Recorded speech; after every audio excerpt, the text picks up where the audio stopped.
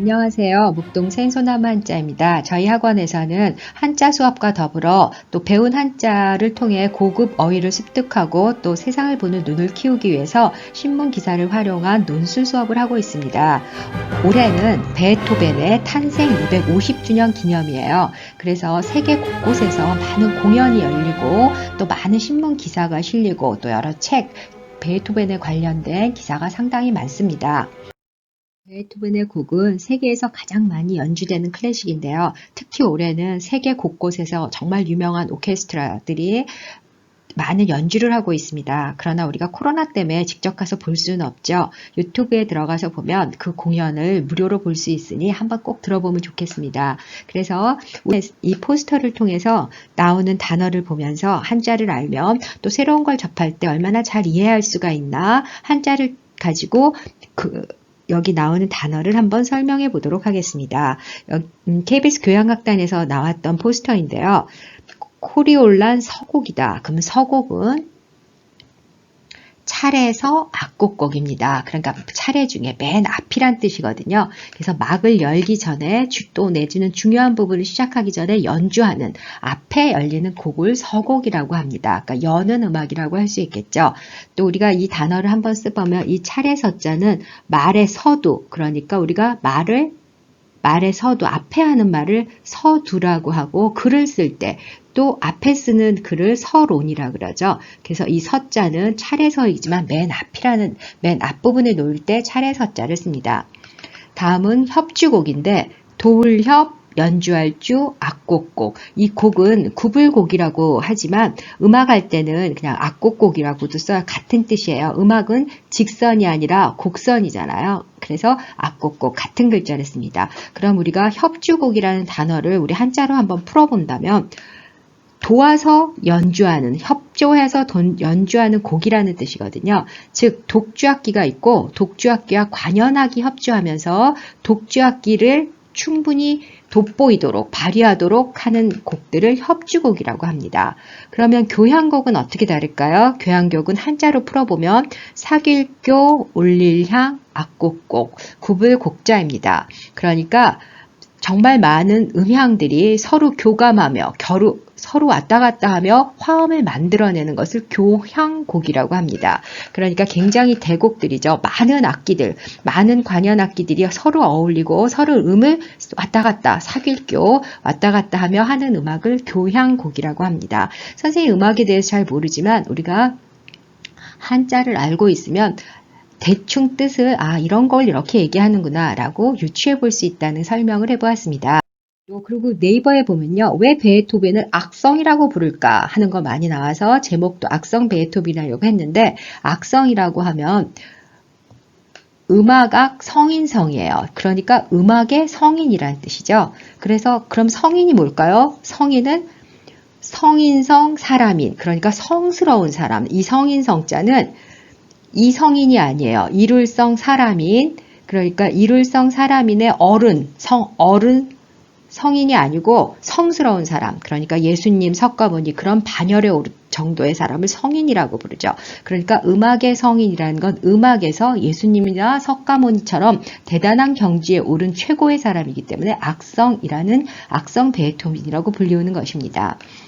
그러면 또 비슷한 말로 아성이라는 말도 있는데요. 이 아성은 버그마 성인 성자예요. 이 버그마는 두 번째라는 뜻이거든요.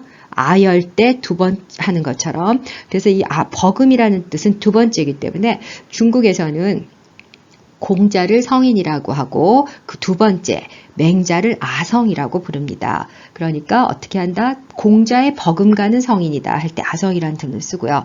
또 국어적 표현에서 아성이라는 단어가 또 있는데 그건 어금니와 재성. 이거는 나의 아성을 지키다. 든든한 나의 어떤 그 성을 지킨다 할 때 우리나라에는 동음이어가 상당히 많아요. 그래서 그냥 발음대로만 읽었을 때 오해하고 읽거나 뜻이 빨리 캐치 안 되는 경우가 많기 때문에 한자를 많이 알면 한자로 풀어서 설명할 수 있고 이해할 수 있다는 것을 알려줍니다.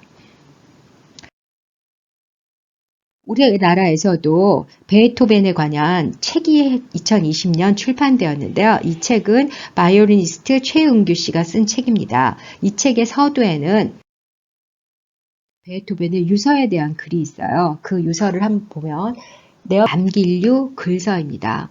어린 시절부터 음악만을 해온 베토벤이 25살, 겨우 25살 청년 시절부터 귀가 서서히 멀기 시작했어요. 서른이 넘어졌을 때 거의 안 들리게 되었죠.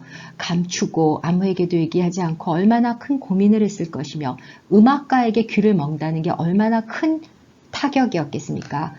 30살이 되었을 때 완전히 귀가 멀고 죽으려고 유서를 여러 번 썼다고 합니다. 지금 남아있는 유서인데 제 옆에 있는 사람은 먼 곳에서 들려오는 플룻 소리를 듣는데 나에겐 아무런 소리도 들리지 않는다.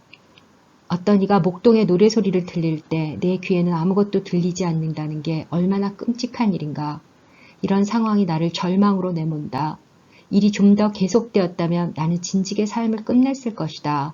오직 예술만이 나를 지탱해 주었다. 내가 원하는 것을 다 만들 때까지 이 세상을 떠난다는 일은 불가능할 것이다. 유서에 써있는 내용이었습니다. 베토벤은 이렇게 어려움을 극복하고 이겨나가며 9번 합창교향곡을 만들 때까지 자기의 예술혼을 불태워서 우리의 음악의 성인, 음악의 악성으로 남게 되었습니다. 저희가 이 수업을 할 때쯤 저희 수업은 항상 그 일이 있던 그 즈음의 기사를 갖고 하는데요. 그 당시에 박원순 서울시장이 자살한 지 얼마 안 됐을 때였습니다. 그래서 자살이 많은 아이들의 입에 쉽게 오르내리고 있었어요. 청소년 아이들에게 자살이라는 것은 참 쉽게 오르내려서는 안 되는 거잖아요. 우리나라의 OECD 국가 중에서 자살률이 1위라고 합니다. 한자로 한번 풀어보았습니다. 자살은 스스로 자자의 죽일 살이다. 이 죽일 살은 영어로 kill이다. 사망하였다는 죽을 사자의 망할 망. 이 죽을 사자는 영어로 die다. 그러니까 자살이 그냥 죽는 거라면 자사, 그러니까 죽을 사자를 쓰지 왜 자살, 죽일 살자를 썼겠느냐.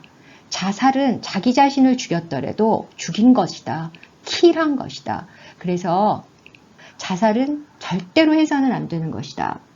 남을 죽일 수 없는 것처럼 자기 자신도 죽일 수 없는 것이다. 하고 같이 자살에 대해서 잠깐 언급해보고 아이들과 수업을 마쳤습니다.